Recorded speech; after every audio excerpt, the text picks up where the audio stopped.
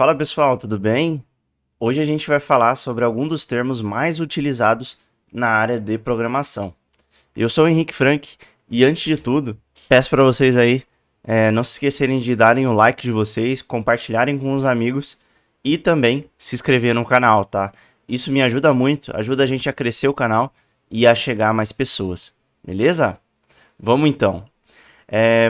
Para começar, a primeira coisa que eu vou passar com vocês são termos de sistemas. Depois a gente vai entrar mais no detalhe, termos de projeto. A gente vai ver também o GitHub, né? E também o que é o próprio GitHub. Vai passar alguns conteúdos gerais e depois a gente vai ver termos utilizados em gestão de projetos, tá bom? Eu vou tentar cobrir aqui a maioria dos termos que eu já vi falar aí no meu dia a dia.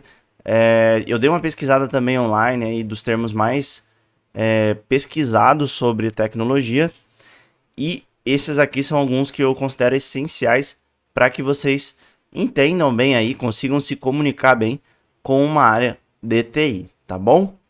Então, vamos que vamos, beleza? Começando então pelos termos de sistema. Onde que a gente começa primeiro?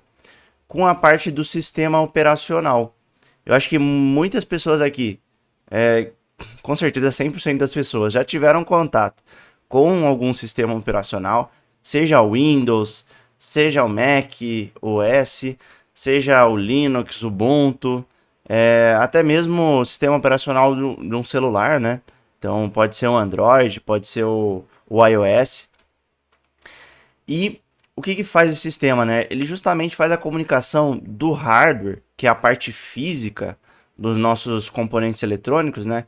Então, por exemplo, a memória, o processador, a parte gráfica, processamento gráfico, enfim, várias coisas e componentes que a gente tem no nosso hardware com os softwares, né? Então ele faz a interligação entre o hardware e o software e distribui essa parte física, tá bom? Então ele faz um autogerenciamento aí de onde que ele vai priorizar, de onde que ele vai utilizar o processador e faz toda essa conexão entre as coisas. E além disso, também funciona como sendo uma interface amigável aí para o usuário.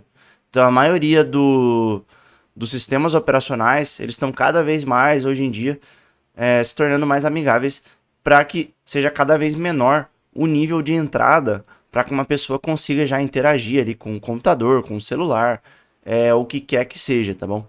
Então, qualquer sistema aí eletrônico, onde você consiga fazer alguma interação e tudo mais, você pode ter um sistema operacional por trás, tá bom? Além do mais, uma coisa que muita gente vê e tem medo é o tal do terminal, tá? Então, muitas vezes aquela telinha preta que aparece como um pop-up, a gente acha que é um vírus, né? Ela aparece, depois some, e aí aparece de novo. É... Ou quando a gente vê aquele pessoal, aquelas séries de hacker, filme de hacker, o cara programando ali direto naquela tela preta, fica sem entender o que é, né? Acho que é coisa de outro mundo. Mas para que serve, né, o terminal? Ele é basicamente uma linha de comando, algo onde você consegue digitar comandos para o seu computador, né? Então você consegue ali inserir comandos, fazer execução de rotinas, conseguir também obter informações do seu sistema operacional e interagir aí com os nossos sistemas, né? O que acontece é que a interface dele não é tão amigável, né? É uma tela preta. Mas muitas vezes a gente tem alguns softwares que eles simulam o que está sendo feito lá no CMD, né? No terminal. O CMD é o terminal do Windows, né? Por exemplo, quando você entra no seu gerenciador de tarefa, você pode clicar ali, finalizar determinada tarefa. Mas você conseguiria fazer muito bem isso pelo seu CMD também, tá bom? E só trazendo o exemplo do CMD, a gente tem o terminal aí do macOS, tem o Bash do Linux e também o CMD que eu estou falando aqui várias vezes, ele é o terminal do próprio Windows, tá bom? Então tem essa pequena diferenciação. E aí o que mais, né? Falando aí de termos de sistema. Quando a gente está fazendo o nosso código, a gente tem um negócio que se chama compilador, que depende da linguagem, ela vai utilizar ou não. E o que que faz esse compilador, né? Muitas vezes, depois que a gente faz o nosso código, aparece tem algum campo lá onde você pode colocar compilar e executar ou somente compilar, né? E aí, o compilador, ele transforma a nossa linguagem de programação de alto nível, ou seja, uma linguagem legível por humanos, que muitas vezes é até próximo do idioma, né? Então você vê o próprio Python, ele é parecido com o inglês, e transforma numa linguagem de código de máquina. Então ele transforma em algo que o seu computador vai entender, que são basicamente 0 e 1, tá? Então é 0, 1, 0, 1, 0, 1, 1, 1. Toda essa linguagem binária, que é o que o computador entende, e que ele consegue armazenar como uma forma de informação, como 0, 1, 0, 1. E aí depois ele vai executar tarefas com base nesse código de máquina, tá?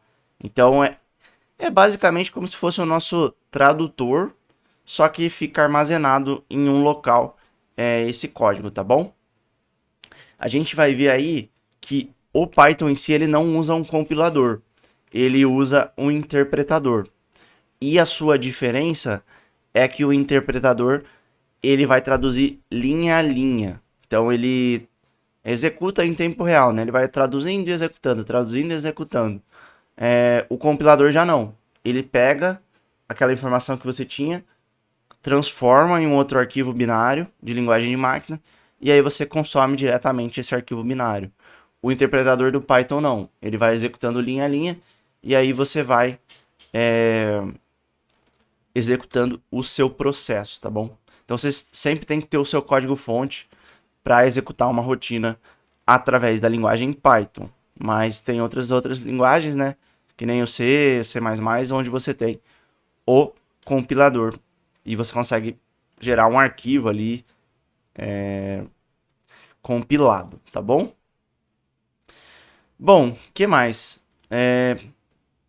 Falando aí de termos de projeto, deixa eu tomar uma água primeiro. A gente tem uma palavrinha chamada algoritmo, que muitas pessoas já ouviram falar, e muitas vezes ela é falada aí da maneira incorreta, né? Tem gente que acha que algoritmo é tudo. Mas o algoritmo, principalmente de programação, ele é um procedimento, uma fórmula aí que tem como fim resolver um problema, tá? Então pode ser um raciocínio lógico, uma operação matemática, tudo mais, mas é um conjunto de instruções que resolve um problema específico, tá? Então, o seu código em si, ele acaba sendo um algoritmo. A gente pega os códigos, resolve os problemas com os códigos. Então, os nossos códigos também são algoritmos, tá bom? Aí um outro termo que a gente precisa saber para fazer um algoritmo são as linguagens de programação. As linguagens de programação, elas são basicamente como se fossem linguagens, né? Como se fosse o inglês, o espanhol, o português, enfim. É um conjunto de instruções que a gente consegue colocar em código o que a gente tem na nossa cabeça, né? De maneira mais abstrata. Então a gente vai conseguir formalizar aquilo que a gente está pensando de solução para o projeto em código. E para isso a gente precisa entender as linguagens que são utilizadas, tá bom? E aí a gente tem uma infinidade de linguagens para uma infinidade de aplicações também. E uma linguagem pode ser mais otimizada do que a outra, uma linguagem pode ter uma interface mais amigável, ou funções pré-prontas que a outra não tem. Então a gente tem uma série de linguagens diferentes para resolver os nossos problemas. A gente tem o Python, tem o C, tem o Java, tem o JavaScript, tem o Kotlin, CSS, HTML, enfim, tem uma infinidade de linguagens, cada uma com sua particularidade, que basicamente foram pessoas ali, ou grupo de pessoas, que precisavam fazer uma linguagem mais que resolvesse o problema delas, né, de maneira mais correta, que fosse legível ali para o que elas queriam, e aí eles vão desenvolvendo essas linguagens, né? Então, as linguagens são mutáveis, então pode ser que amanhã criem uma nova linguagem para substituir, por exemplo, o Java, o Python, enfim. Essas linguagens elas são produzidas cada vez mais, tá bom? E o que mais? O código-fonte, ele também é um termo que o pessoal utiliza bastante. E o código-fonte nada mais é do que o código original, onde você tem o seu algoritmo escrito na linguagem de programação escolhida. Então, ele vai conter ali todas as instruções de informação criadas pelo programador. Então, o código em si que o programador escreveu vai ser o nosso código-fonte, código original. E aí a gente pode interpretar esse código-fonte através de um interpretador, ou a gente pode compilar isso aí, gerar um código a nível de máquina, tá bom? Que mais? Quando a gente está fazendo o projeto, a gente vê muito a palavra bug, né? Então, pô, e essa é uma palavra que hoje em dia já tá aí, quase todo mundo conhece, né? Quando você fala que o celular tá dando problema ali, que travou a tela, enfim, travou o aplicativo do banco, você já sabe que é um bug, né? Então todo mundo sabe sobre essa palavrinha, mas é basicamente quando você tem um erro ali que não deveria acontecer. Então, um erro, às vezes, de uma exceção no seu código que você não conseguiu prever lá no começo, ou não conseguiu testar também, e aí você gera bugs, né? Então, por exemplo, você não previu ali que a pessoa poderia colocar um número negativo na hora de fazer um Pix para uma outra pessoa. E aí, pô, o que vai acontecer, né? Se esse processo vai para frente? Essa pessoa vai receber uns 10 reais dessa outra pessoa, ou de maneira aleatória, ou vai quebrar o sistema, né? Provavelmente vai quebrar o sistema, vai aparecer ali uma mensagem de erro, ou o aplicativo vai travar, vai parar de funcionar. E, enfim, existe uma série de tratativas, né? Principalmente as tratativas de exceção, as tratativas de erro, onde a gente consegue mitigar aí esses problemas, tá? Mas, como eu falei, não é sempre que a gente já mapeou todos esses problemas lá desde o começo. Então, pode ser que ocorram erros inesperados, isso é muito provável. E aí, hoje a gente tem mecanismos para identificar que esses erros ocorreram e gerar ali, por exemplo, um backlog de tarefas, né? Então, gerar uma lista ali de, pô, erros mais frequentes e quais a gente deve atuar aqui sobre, né? Também a gente vai classificar quais erros são mais críticos e tudo mais e vai começar a atuar conforme a demanda, tá bom? Aí que mais? Um termo que a gente utiliza bastante no projeto é a refatoração. E o que a gente quer dizer com refatoração? Muitas vezes a gente tem que fazer entregas pequenas, entregas rápidas no nosso dia a dia para provar o valor do projeto. Então, para ver se de fato aquilo que a gente está fazendo vai gerar valor no final do dia. Só que o problema disso é que muitas vezes, como a gente faz na correria e às vezes tem que corrigir um bug de última hora, a gente vai criando um código não muito limpo.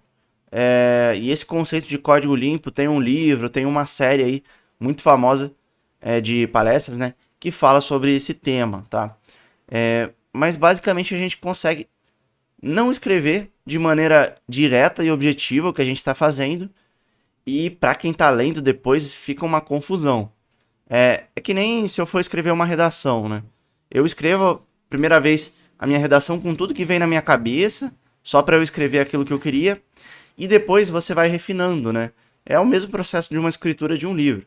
Você vai refinando, você vê palavras que você repetiu, que você deveria mudar, aí você vê, por exemplo, pô, preciso dar mais detalhe em alguma coisa aqui que eu não dei. Então, de fato, você ir refinando esse código aos poucos, e melhorando a estrutura dele para que próximas pessoas, quando pegarem esse código, entendam facilmente, a gente está falando de refatoração, tá? A gente não está desenvolvendo novas funcionalidades, a gente só está ali refazendo o nosso código, dando aquela curadoria, aquela refinada, para ele ficar bonito, tá bom? E para que seja mais fácil aí, num longo prazo, fazer a sustentação desse código, beleza? Então, além disso, a gente também tem o framework. E o que que é o framework? Imagina lá, você tem uma infinidade de sites publicados na internet, uma infinidade de aplicativos no seu computador, uma infinidade de aplicativos no seu celular. Que ruim seria se cada pessoa que fosse fazer um aplicativo tivesse que desenvolver sempre as mesmas coisas do zero, né? Então, por exemplo, um botão, é aquele botão de hambúrguer, né? Que é aquelas três linhas, onde você clica e o menu vai para a direita e aparece uma nova aba. É, será mesmo que todo mundo precisa desenvolver aí essa funcionalidade? Ou será que a gente pode utilizar essa mesma funcionalidade em vários aplicativos? Só muda ali, por exemplo, o layout, a cor, o tamanho do ícone, enfim. Então, para isso que a gente tem os frameworks, tá? Então, nada se cria, tudo se copia, né? Então, muitas vezes o pessoal cria alguns frameworks para ajudar a desenvolvimento de software, seja aí a parte de software de computador, então as aplicações que a gente tem aí, seja também sites ou também aplicativos para celular, tá? Então a gente tem uma série aí de conjunto de regras que vão sempre ser mais ou menos a mesma coisa para as coisas que a gente está desenvolvendo e por isso que a gente consegue utilizar.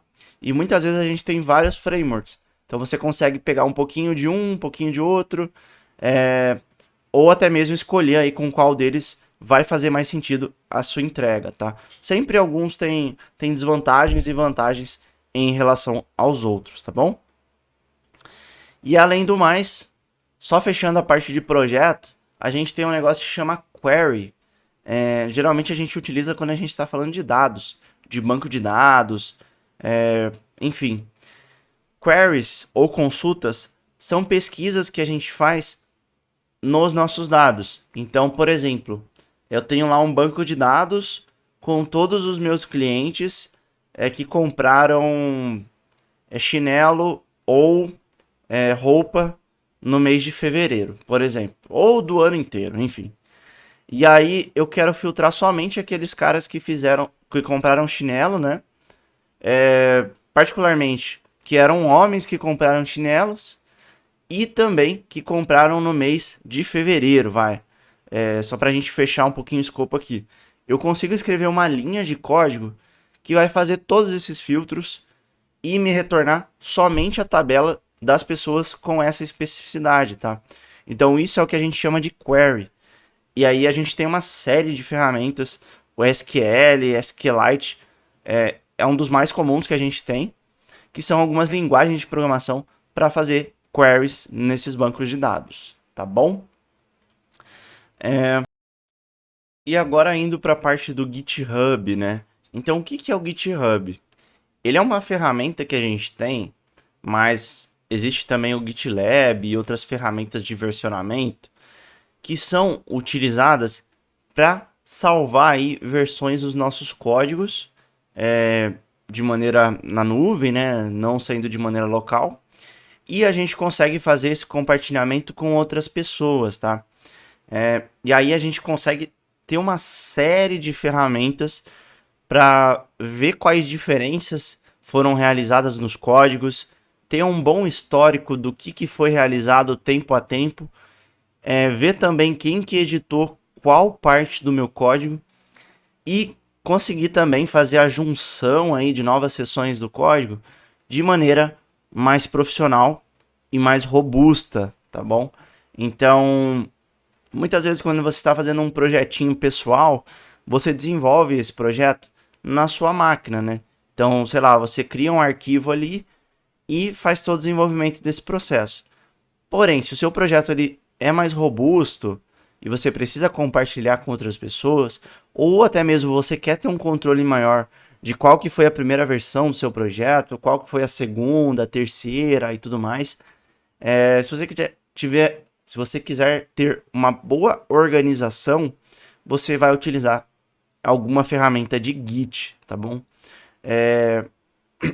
Que é basicamente um sistema aí de controle de versionamento, tá?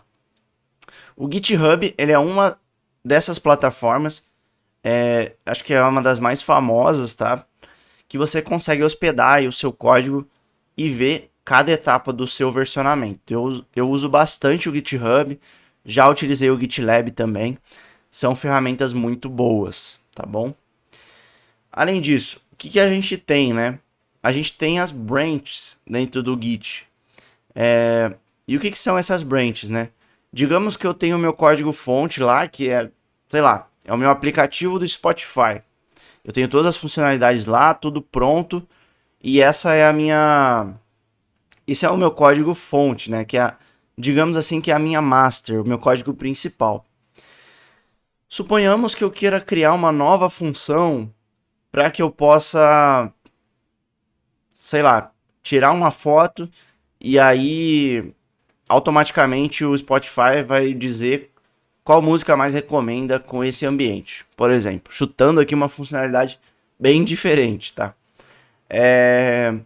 Aí eu quero testar, né, para ver se isso vai dar certo. Eu não quero mexer no meu código principal, porque se eu mexer lá e criar um bug, vai dar problema em todo o código. Então o que eu faço? Eu crio uma branch, então eu crio um galho ali do meu código principal. Pensa no meu código principal como sendo, por exemplo, um tronco assim de uma árvore. Aí eu crio um novo galho com essas mudanças no meu código em uma seção específica do meu código principal. E aí eu vou fazendo os testes, né?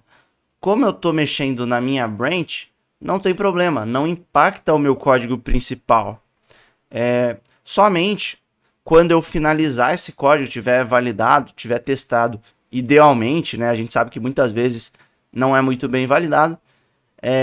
Aí eu consigo pegar todo esse código extra e jogar de volta para a minha master, né? Então eu consigo fazer aí o meu pull request, que eles chamam, né? Então o meu pedido para fazer um merge daquele meu código novo, ou seja, para juntar o meu código novo com o meu código fonte. E aí eu tenho um novo código fonte, então digamos que é uma nova árvore, né? Uma outra estrutura.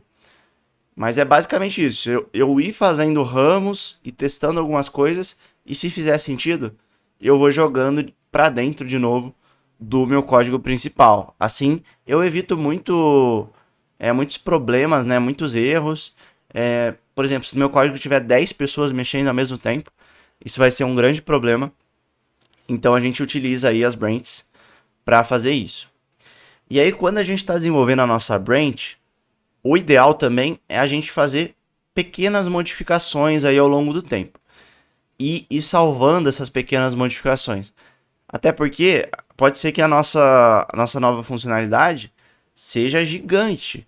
E a gente não consiga fazer em poucas linhas, né, em pouco código. E aí o ideal é você ir fazendo pequenas implementações e salvando essas pequenas implementações, ou seja, realizando os commits, que a gente chama, git commit, e aí você tem ali um espaço do tempo onde foi gravado aquele seu código. Então, se você quiser voltar para aquele código anterior, você consegue voltar, você tem isso salvo, e você consegue ir para frente também. Então, é muito legal quando a gente tá desenvolvendo o código, né? Porque às vezes a gente tinha uma funcionalidade e a gente resolveu mudar um pouquinho a lógica, aí não funciona na outra, aí a gente decide, pô, tenho que voltar para que estava funcionando anteriormente, e aí você consegue fazer isso de maneira correta e rápida se você tiver esses commits, tá bom? Tem algumas ferramentas aí que fazem uns versionamentos automáticos, tá? O GitHub e o Databricks, né, ele acaba fazendo isso muitas vezes. O problema é que, como você não tem identificadores, né, você não sabe exatamente qual funcionalidade você tinha feito naquela época, se você não salvar manualmente, tá bom? Aí, de maneira geral, algumas outras informações que eu acho importante trazer são conceito de servidor, né? Então, o que é um servidor? Muita gente fala aí de servidor e tudo mais. Pô, quando você entra ali no site, dá aquele erro 500, né? Porque o servidor tá com problema, você não conseguiu acessar o site. Mas o que ele é, né? O servidor, ele é uma máquina que pode estar em qualquer lugar do mundo aí, né? E preferencialmente numa região próxima de onde você está, para que tenha uma menor latência, né? Ou seja, para que eles consigam trocar informações de maneira mais rápida. E ele é basicamente ou um programa de computador que serve a algum outro dispositivo, ou se não, um próprio dispositivo que presta serviço aí para um outro computador. Então, muita gente fala aí de computação cloud. E o que é a computação cloud? É basicamente utilizar recursos que estão na nuvem, né, em outra máquina, ou seja, em um servidor remoto, para suprir a minha demanda, né? Então, para eu não ter que ficar comprando 10 computadores extremamente robustos para rodar um processo, eu consigo rodar isso aí em uma máquina online, né? E a gente tem aí a infraestrutura como um serviço, né? Então você paga ali por uma infraestrutura, pelo tanto de memória que você utilizou, pelo tanto de processador que você utilizou, só que somente no momento da utilização. Então, por exemplo, a Microsoft, que tem a Azure, ela tem vários computadores, né? Tem alguns clusters lá, né? Então, como se fosse uma sala cheia de computadores disponíveis somente para processar dados e realizar operações matemáticas. E aí você aluga uma pequena máquina daquela por um determinado tempo e você consegue consumir aí esses recursos e rodar os seus códigos, tá bom? Então você tem os servidores de processamento, você tem os servidores que hospedam os próprios sites, né? Muitas vezes o site tem que ter ali um processamento dele, né? Então a gente tem aí essas ferramentas, tá bom? Além disso, a gente tem também os bancos de dados que armazenam os nossos dados, né? Seria um crime eu falar que é um grande tabelão, mas para quem está começando, eu acho que seria uma comparação razoável, levemente razoável. A gente vai falar que o banco de dados é como se fosse uma tabela que a gente tem com várias informações, com colunas, cabeçalhos, várias linhas.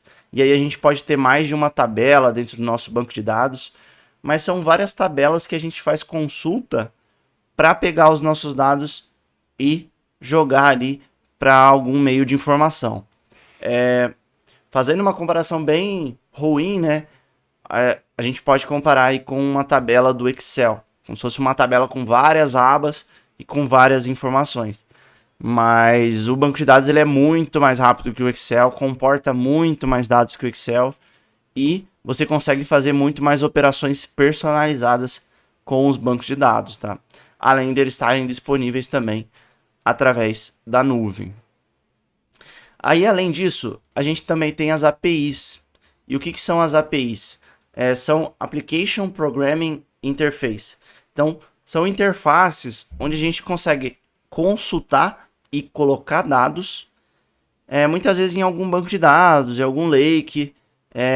Então, por exemplo, eu quero saber a informação do tempo todo dia, porque isso vai ser importante para eu rodar o meu modelo. Eu consigo utilizar uma API aí do Climatempo, enfim, de algum software que disponibiliza essas informações e consultar de maneira automática, né? Sem eu ter que entrar lá no site, baixar uma planilha e ir imputando no meu código de maneira manual, ou até mesmo através de um RPA, tá? As APIs são a maneira mais robusta que a gente tem para compartilhar dados, né? Então, por exemplo, quando a gente fala de banco de dados, a gente tem vários problemas com consultas diretas em banco de dados. Então a gente pode, sei lá, excluir alguma coisa que a gente não deveria, né? Excluir uma tabela, enfim, sem querer, e aí a gente perde esse dado para sempre. Já na API, você consegue restringir muito bem o escopo dessa interação da sua fonte de dados e a pessoa que está querendo consumir os seus dados, tá bom? E APIs são muito utilizadas, a gente tem os web services também, são ferramentas que estão cada vez mais em alta por conta da sua alta robustez e segurança, tá bom? E aí, só para a gente finalizar, falando de gestão de projetos, eu vou passar aqui 4 termos que são comuns, mas a gente tem mais uma série de outros termos, tá? Eu posso trazer para vocês em algum outro conteúdo. Mas essa primeira esse primeiro conceito é o do Product Owner. Quem que é o Product Owner ou PO? Ele é aquela pessoa responsável pelo produto que você está desenvolvendo. Então, muitas vezes ele é não necessariamente ele é o cliente final, mas ele é a pessoa que está olhando para o seu produto, criticando ali se faz sentido ou não, priorizando o que vai ser feito primeiro, o que vai ser feito depois, que vai fazer toda a governança ali do seu projeto e a gestão dele, para poder fazer um bom link entre a área de negócio, ou seja, a área do cliente que vai receber essas funcionalidades, seja, sei lá, um usuário do celular, seja a área de vendas, seja a área de compras, a área de impostos e o desenvolvedor, né? Então ele vai pegar aquelas demandas do cliente e vai transformar em pequenas tarefas para os desenvolvedores do time. Ele vai saber direcionar também com qual desenvolvedor aquela tarefa vai ser aplicada, tá bom? Então o PO ele é uma pessoa muito importante para fazer essa comunicação entre o negócio e o desenvolvedor, tá bom? E aí um próximo conceito são regras de negócio, né? Então, por exemplo, a gente vai fazer uma automação de uma planilha do Excel, que a gente precisa fazer uma série de operações e tudo mais. E aí a gente precisa fazer esses cálculos, só que a gente não sabe muito bem como faz, né? Muitas vezes é a área de vendas ali que sabe como que é feito o cálculo de uma determinada variável, de um determinado indicador, né? Então, como calcular aí o lucro da empresa? Eles que vão saber quais colunas eu tenho que pegar, multiplicar pela outra, depois dividir e tudo mais. E o que a gente vai fazer é basicamente automatizar esse processo. Toda essa parte que é input do negócio são as regras de negócio que a gente chama, né? Então, muitas vezes são algumas regras para trazer coisas específicas aí pro nosso cálculo. O que pode acontecer também é que, por exemplo, eu tenho uma coluna lá minha que traz todas as lojas que eu tenho para vender chinelo.